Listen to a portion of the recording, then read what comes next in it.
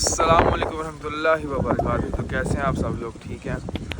आज के व्लॉग में हम डिस्कस करेंगे कि हमारा यूएसए का वीज़ा रिजेक्ट कैसे हुआ। तो वीडियो स्टार्ट करते हैं आप।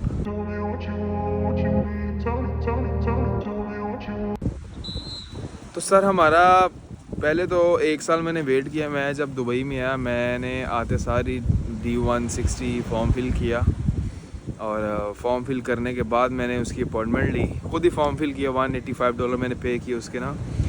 तो $185 पे करने के बाद मैंने उसकी अपॉइंटमेंट ली, यूएसए की वीज़े की अपॉइंटमेंट ली। और अपॉइंटमेंट लेने के बाद तकरीबन मुझे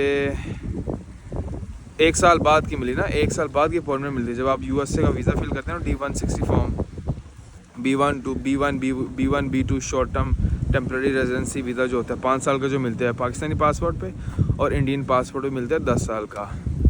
तो जब मैंने वो फ़िल किया $185 मैंने पे किया। मैंने खुद ही ऑनलाइन फॉर्म फिल किया। तो फिर मैंने अपॉइंटमेंट बुक की। 1 साल बाद की मिली। तो 1 साल बाद की मिली तो उसके बाद उसको रीशेड्यूल करने के लिए, अर्ली अपॉइंटमेंट लेने के लिए ये करना पड़ता है कि उसको रीशेड्यूल करना पड़ता है। तो मैंने उसको रीशेड्यूल करना स्टार्ट कर दिया। एवरीडे मैं चेक कर 2-3 बार दिन में, 1 से 2 बार या 3 बार मैं चेक करता था ना, उसको रीशेड्यूल करता था। तो इसको मैंने रोज़ 2-3 बार चेक करना। तो मुझे फिर तकरीबन 6 महीने बाद की मिल गई। जनवरी की ऐसे अपॉइंटमेंट मिली मुझे। तो मैंने बुक कर ली। फिर मैंने बुक करने के बाद मैं फिर 1 साल तकरीबन मुझे हो गया। तकरीबन 7-8 महीने मैंने वेट किया। उसके 8-9 महीने ऐसे मैंने वेट किया अपने इंटरव्यू के ना। यूएसए का इंटरव्यू वीज़ा होता है, 2 मिनट लगते हैं। 2 मिनट का वीज़ा होता है, 2 मिनट का इंटरव्यू होता है। और इंटरव्यू में वो डिसाइड करते हैं, बंदे को जज कर लेते हैं कि भाईजान ये कितने पानी में इसको वीज़ा देना है कि नहीं देना है, इसका क्या स्टेटस है। ठीक है। तो एनीवे खैर मैं अल्लाह का नाम लेके चला गया।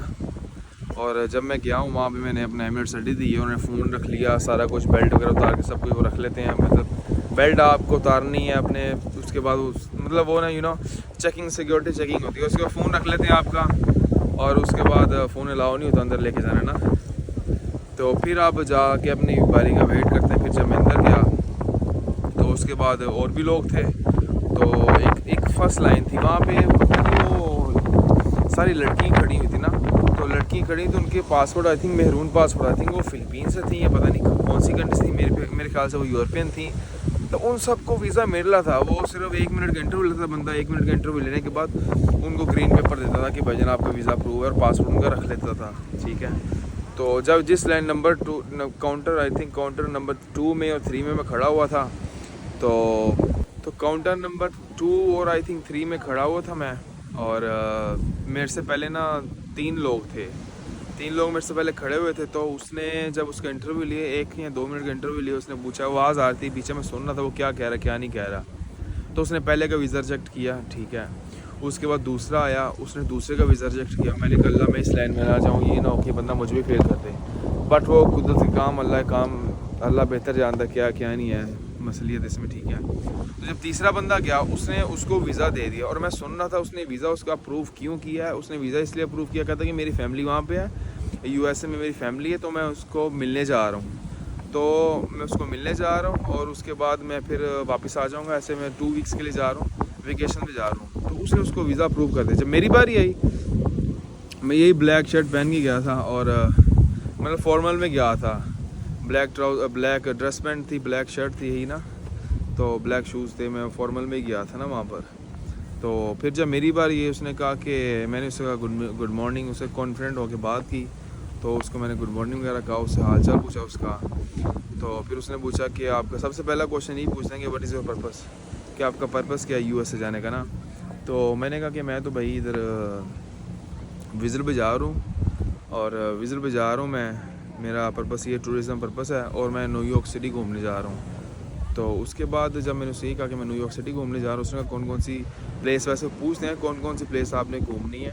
और उसने ये नहीं पूछा। पहला क्वेश्चन यही था कि आप कहाँ जा रहे हो, और क्यों जा रहे हो, क्या पर्पस है। फर्स्ट क्वेश्चन ये था। सेकंड क्वेश्चन ये था कि आपने कितने दिनों के लिए जाना है। तो मैंने कहा कि मैं 10 डेज़ के लिए जा रहा हूँ। तो अच्छा।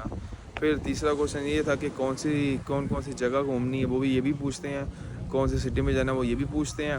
और उसके बाद कहाँ आपने स्टे करना है वो ये भी पूछते हैं। और उसके बाद पूछते हैं कि आप दुबई में कितने साल से हो, कितने टाइम से हो, और मैंने उससे कहा कि मैं दुबई में तकरीबन अभी लास्ट ईयर आई हूँ, मई में हूँ 2024 में आया हूँ। उससे पहले मैं साइप्रस में था, मैं वहाँ स्टडी कर रहा था। तो उसने पूछा साइप्रस में क्या स्टडी कर रहे थे, फिर मैंने उससे बताया कि मैं साइप्रस में ये स्टडी कर रहा था। उसने कहा अच्छा ठीक है। और उसके बाद उसने पूछा कि यहाँ क्या कर रहे हो। मेरा पार्टनर वाला वीज़ा, पार्टनर इन्वेस्टर का वीज़ा था। मैंने कहा यहाँ पे मैं कोल्ड चिलिंग का काम कर रहा हूँ। कोल्ड चिलिंग वो जिसमें फ्रूट्स वगैरह, वेजिटेबल्स वगैरह डीफ्रोस्ट करते हैं, यू नो। तो फिर मैंने उससे कहा कि मेरा काम ये है, मेरा बिज़नेस है, ये बिज़नेस है, ठीक है। तो उसने कोई स्टेटमेंट नहीं चेक करते, कोई वो डॉक्यूमेंट नहीं चेक करते, सिर्फ वो कॉन्फ्रेंस लेवल चेक करते हैं आपका, द वे यू स्पीक, आप बॉडी लैंग्वेज चेक करते हैं आपकी, ठीक है। और उसके बाद फिर उसने बिज़नेस का पूछा कि आप बिज़नेस क्या करते हो, मंथली कितना कमाते हो। मैंने कहा मिनिमम 10,000 दिरहम होता है। और उसके बाद ये है कि डिपेंड करता है वेदर पे, अगर सर्दी है, अगर विंटर है तो मिनिमम 10,000 दिरहम बनता है, और अगर वो है क्या कहते हैं समर है तो काम के लिहाज से उस हिसाब से पैसे बनते हैं। तो कहता अच्छा चलो ठीक है। फिर उसने 2-3 बातें और पूछी, वो थोड़ी सी प्राइवेट है, वो मैं डिस्कस नहीं करना चाहता यहाँ पर।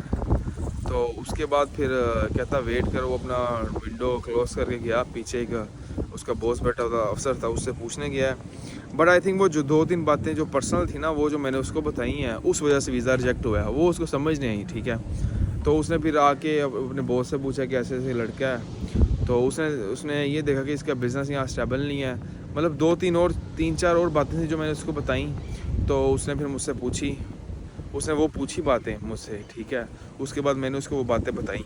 तो वो बातें उससे मैंने 2-3 बातें थी वो मैंने बताई उसको। तो उसके बाद उसने कहा ठीक है वेट करो। उसे अपने विंडो क्लोज़ करके गया। विंडो क्लोज़ करने के बाद वो वापस आया। तो उसने कहा, उसने वाइट पेपर दे दिया जिसमें 214 आर्टिकल 214 था कि उनको मतलब बात पे यकीन नहीं है, ऐसा कुछ था। तो उसने वो पेपर दे दी। उसने कहा जब आप उस कंट्री जाओगे तो आप वहाँ से अप्लाई करना। मैंने उससे कुछ कहा था तो उसने मुझे उसका आंसर ये दिया कि यार आप उस कंट्री जा रहे हो तो वहाँ से अप्लाई करना बेहतर है। तो इसलिए उसने वीज़ा रिजेक्ट कर दिया। मैंने कहा चलो यार मसला नहीं है, मैं बहुत डिसहार्ट हुआ उस टाइम। सारी बात है, अगर आप एक वीज़ा अप्लाई करते हो, आप उसका उस चीज़ को वेट करते हो, काफ़ी वेट करने के बावजूद आपको वीज़ा ना लगे तो which is very bad, you know. तो मैंने काफ़ी वेट किया उसका, 7-8 महीने 9 महीने वेट किया। उससे पहले भी मैंने वो यूके का अप्लाई किया था जो मेरा रिजेक्ट हुआ था, जिसमें उन्होंने लिखा था कि भाईजान आपकी स्टेटमेंट नहीं ठीक है। इवन की क्लोजिंग बैलेंस 25,000 था और ट्रांजैक्शन 50,000 की थी। और उसने कहा, उसमें यूके में ये होता है कि आपने जितना आपकी इनकम और स्ट्रीम है ना, उसका आपने, अगर आप बिज़नेस कर रहे हो तो आपने लेटर साथ देना है। उस लेटर में मेंशन करना है कि भाईजान मैं यहाँ बिज़नेस कर रहा हूँ, एम्बेसी वालों को कि मैं यहाँ बिज़नेस कर रहा हूँ, और ये उस लेटर में क्लैरिफिकेशन देने के ये पैसे यहाँ से हैं। तो वो मुझे उसका आइडिया नहीं था, बट वो भी मैंने खुद ही अप्लाई किया था ऑनलाइन ना, वो भी रिजेक्ट। उसके बाद अल्बानिया का था, वो 1 साल बाद अप्लाई करते हैं, मगर वो एक एजेंट मिला, वोल्ट ऐसा कुछ नाम है उसका ना, वोल्ट। तो उसके बाद बिल्कुल भी मत जाना, उसमें मैंने ऑलरेडी वीडियो बनाई हुई है। वो भी दुबई में था। उसने ऐसे मुझे 950 दिरहम ले लिया, वो भी कैंसिल। 6 महीने बाद अप्लाई किया। उसने कहा, उसने मुझे वीज़ा दिया कि यार एक बंदे का लगा है। तो मैंने उसकी बात में यकीन करके मैंने कहा हाँ 6 महीने, इसको भी मैंने प्रॉपर उसकी आईडी दिखाई, सारा वीज़ा वगैरह दिखाया कि 6 महीने पहले लगा है। तो मैंने कहा चलो ठीक है, मैंने 950 दे दिया, बट वो भी रिजेक्ट। बट वो उसका अल्बानिया का ये है कि आप खुद कर सकते हैं। 20 यूरो इसकी फ़ीस है, ऑनलाइन आपने फॉर्म फिल करना है, 20 यूरो इसकी फ़ीस है।